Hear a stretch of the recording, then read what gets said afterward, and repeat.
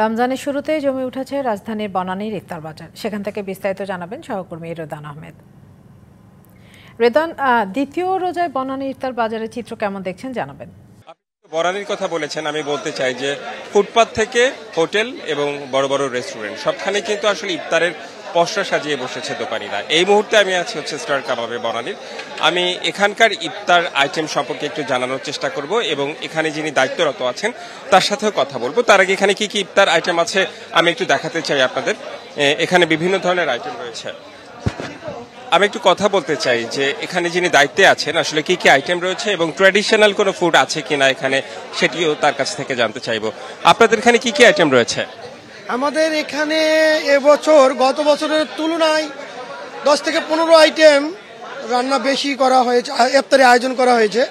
সর্বমোট 70 থেকে 80 রকম ইফতার আয়োজন করা হয়েছে।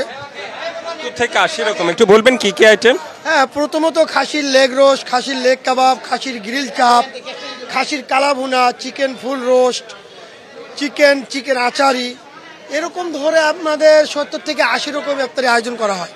ট্র্যাডিশনাল কোনো খাবার ইফতার আইটেম আছে কিনা? পুরান ঢাকায় যেসব পাওয়া যায় এখানে কি পাওয়া যায়? আমাদের বনানী স্টার কাবাবে সকল স্টার কাবাবের মেনুটা প্রায় সেমই হয়ে থাকে।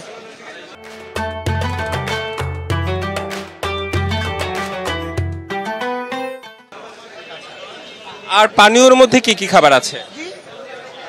জি, হ্যালো, পানীয়র মধ্যে কি কি আছে আর সর্বনিম্ন দর সবাই কিনতে পারবে এমন কোনো দামে হচ্ছে, মানে সবার আস্থার মধ্যে যায়, কি কি আছে?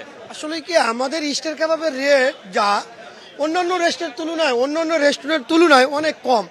নিম্ন থেকে একবারে উচ্চ শ্রেণীর ক্রেতারা কিনতে পারে, সেরকম রেট আমরা দেওয়া আছে।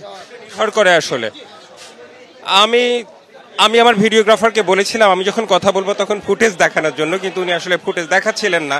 এখন আমি একটু ফুটেজ দেখানোর জন্য অনুরোধ করছি যে যা যা ইফতার আছে আপনি একটু দেখান। দর্শকরা নিশ্চয়ই ফুটেজগুলো দেখতে পারবেন এবং খাবারগুলো দেখতে পারবেন এবং তারা ধারণা করতে পারবেন যে এখানে আসলে কি কি খাবার পাওয়া যায়। একটি বিষয় বলতে চাই যে ইশরাত, যে পুরান ঢাকা থেকে শুরু করে আসলে পুরো বাংলাদেশে এই ঢাকা শহরের প্রত্যেকটি জায়গায় আসলে সন্ধ্যার পর, অর্থাৎ সন্ধ্যার আগে, বিশেষ করে বিকেল দুপুর 2টার পর থেকে শুরু হয় এবং সন্ধ্যার আগে অর্থাৎ ইফতারের আগে পর্যন্ত বিক্রি চলে এবং সেটা হচ্ছে যারা রোজাদার মুসলিমরা সেই ইফতার কিনে এবং তারা সেই ইফতার খায়। এই পর্যন্তই তথ্য ছিল আমার কাছে। ধন্যবাদ রেদান আহমেদ।